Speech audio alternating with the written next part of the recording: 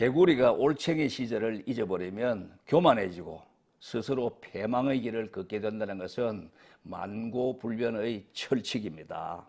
오늘날 우리나라가 처한 현실이 그렇고 국민의 의식 상태가 그렇고 흘러가는 형편이 그렇습니다.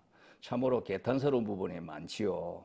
그래서 지금부터 1960년대 초반 우리나라가 겪었던 올챙이 시절로 한번 거슬러 올라가 보고자 합니다. 이 이야기는 경상매일신문 박영근 논설고문이 쓰신 최근세사 재조명이라는 책에서 발췌했음을 밝혀둡니다. 당시 서독은 라인강의 기적을 이루고 인약 세계 최선진국의 반열에 올라 세계가 부러워하는 풍요를 누리고 있었습니다.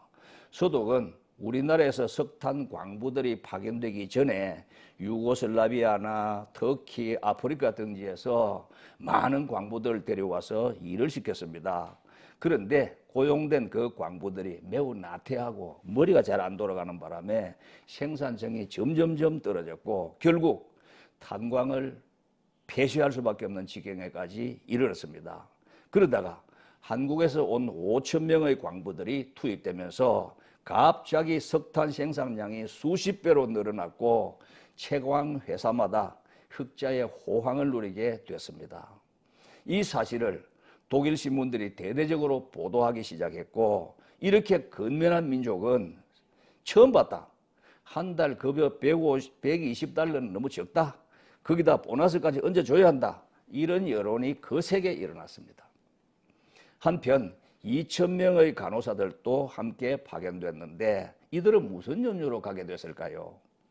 서독의 국민소득이 갑자기 올라가다 보니 소위 어렵고 더럽고 위험한 3D 업종을 기피하는 현상이 대두된 것입니다.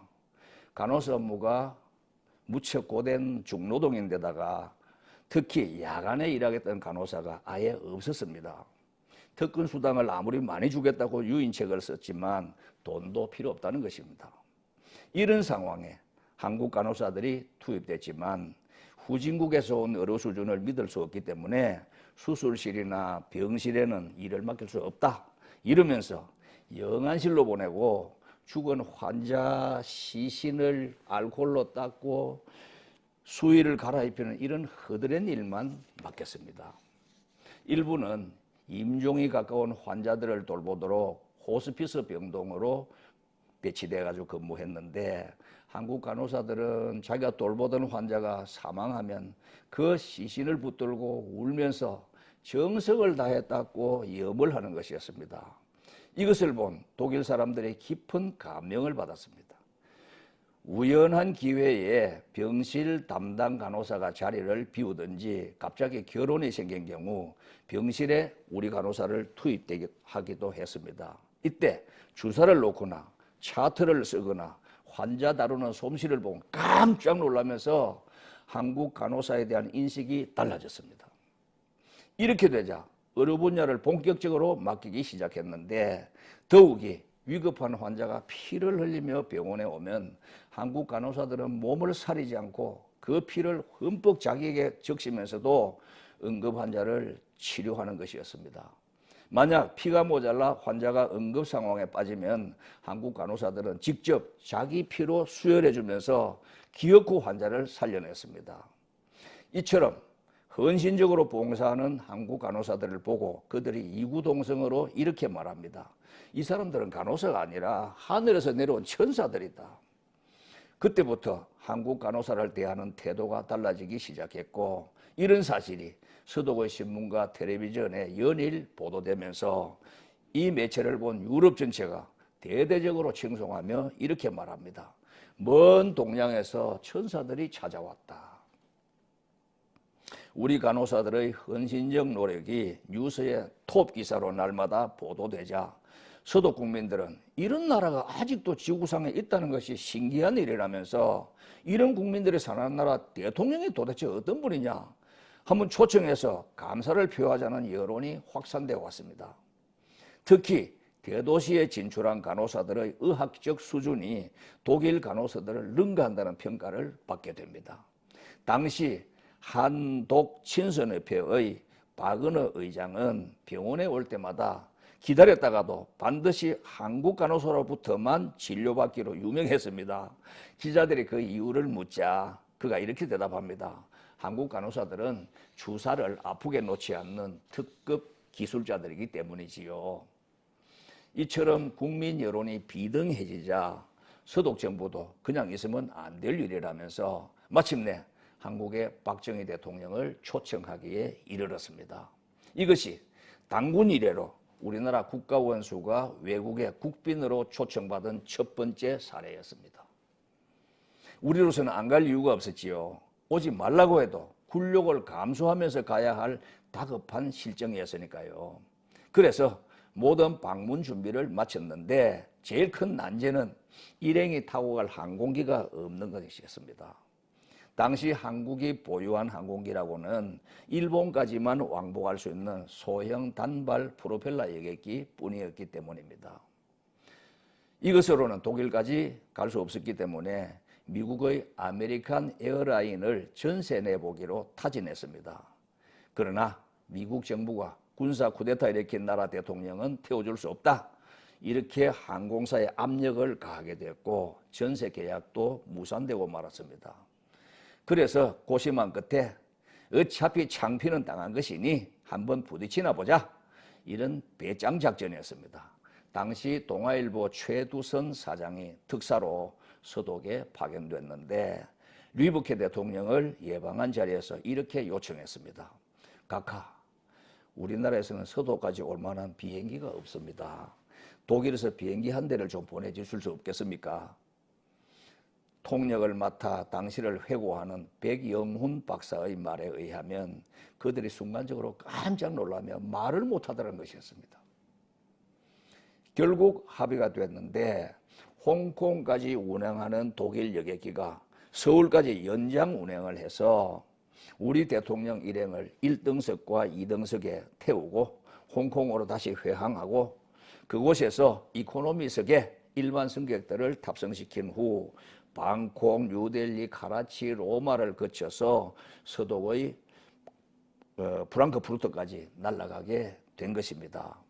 이렇게 1964년 12월 6일 서독 루프트한자 649호기를 타고 간 대통령 일행은 쾰른 공항까지 영접 나온 리브케 서독 대통령과 에르하르트 총리의 뜨거운 영접을 받고 회담을 마친 후 다음날 리브케 대통령과 함께 우리 광부들이 일하는 루르 탄광으로 찾아갔습니다.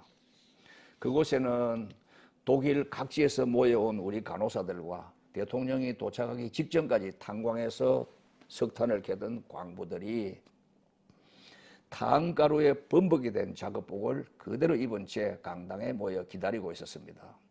새카만 얼굴을 본 박정희 대통령은 그만 목이 메어서 행사 도중에 애국가도 제대로 부르지 못했고 마침내 연설하면서 터져나오는 울음을 억제하지 못했습니다. 광부들과 간호사들과 대통령과 유경수 여사가 한 덩어리가 되어 서로 부둥켜하는 채 목을 놓아 울었으니 환영식장은 통곡의 바다가 되고 말았습니다. 이 광경에 감격한 독일 대통령도 울었고 현장을 취재하던 각국 기자들마저 울었습니다. 아이고 아버지, 이렇게 부르며 떠나려는 대통령을 붙들고 그 손을 놓지 못하던 광부들과 간호사들이 마침내 이렇게 외치며 작별을 구했습니다. 대한민국 만세! 대통령 각하 만세!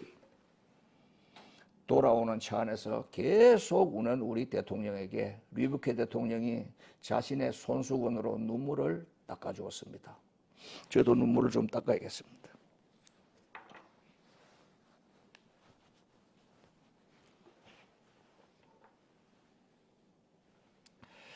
그리고 아직도 국민들이 자기 나라 대통령을 붙들고 진심으로 우는 나라가 있다는 사실에 유럽 각국의 여론이 완전히 한국 편으로 돌아서게 됐습니다.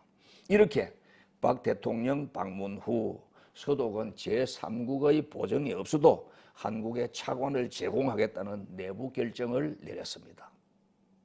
그러나 국제 관례를 도외시할 수 없는 상황이었기 때문에 한국 광부와 간호사들이 받는 월급을 1개월 동안만 독일 은행에 예치했다가 돌려주는 조건으로 당초 한국이 요구했던 차관액보다 더 많은 3억 마르크를 제공했습니다.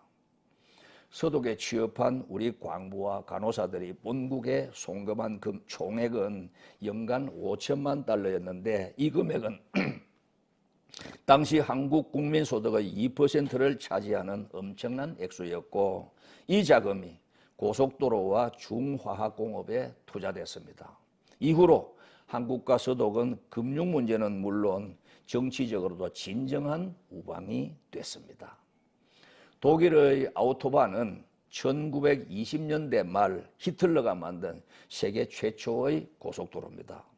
히틀러는 이 도로를 전쟁을 위해 건설했지만 2차 세계대전에서 패망했던 독일이 경제 부흥의 초석을 마련하는데 이 고속도로가 1등 공신이 된 것입니다. 이 도로를 달리던 우리 대통령이 3번씩이나 차를 세우고 도로 상태를 내려서 면밀히 조사하고 또 눈물을 닦았다고 합니다. 서독에 파견되어 피땀 흘린 광부와 간호사들이야말로 진정한 의미에서 조국 근대화에 결정적으로 기여한 국가 유공자들이 분명합니다. 그런데도 우리는 그들의 공로를 폄하하거나 잊고 사는 것은 아닌지요. 우리 모두는 마땅히 그들을 국가 유공자로 대우해야 옳을 것입니다. 고맙습니다.